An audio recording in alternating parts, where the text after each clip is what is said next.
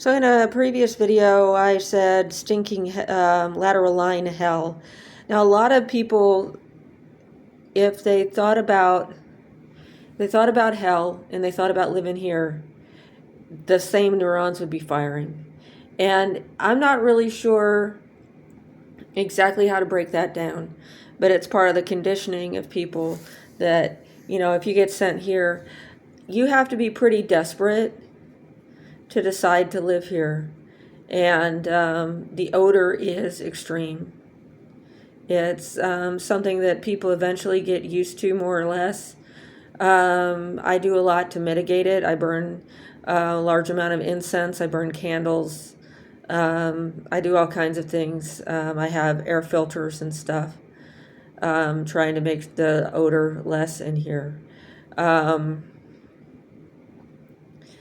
Odor is one of those things that's just, you can't change your odor settings very quickly.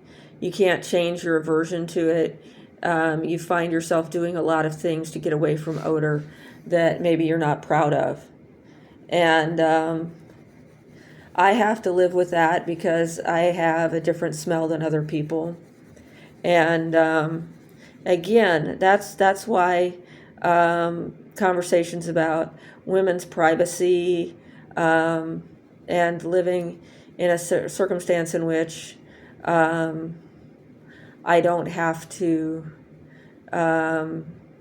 be around a lot of strangers, or at least not a lot of unfriendly strangers that are brought in without proper introductions and things like that, is something that I've always kind of wished I could have.